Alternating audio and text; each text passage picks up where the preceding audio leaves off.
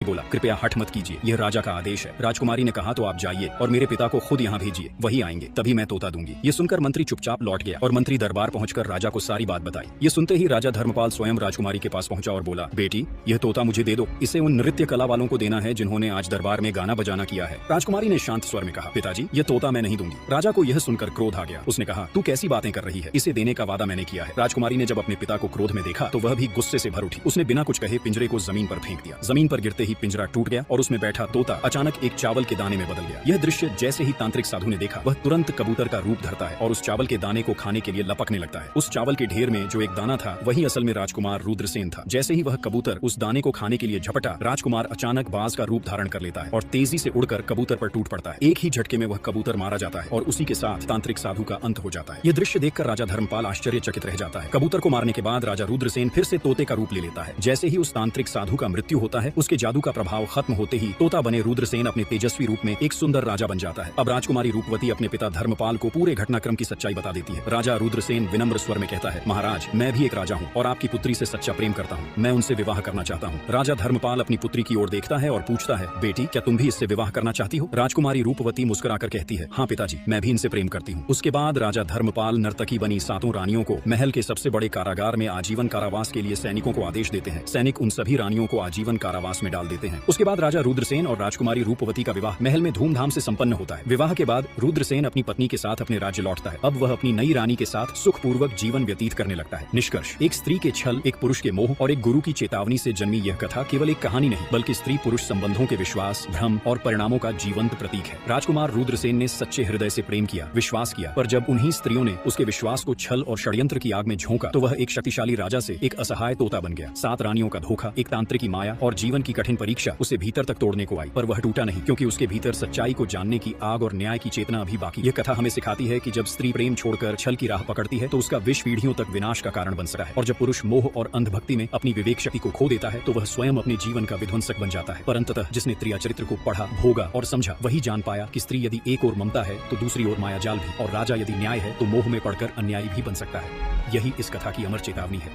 त्रिया चरित्र जाने न कोई, कसम मार के सती हुई।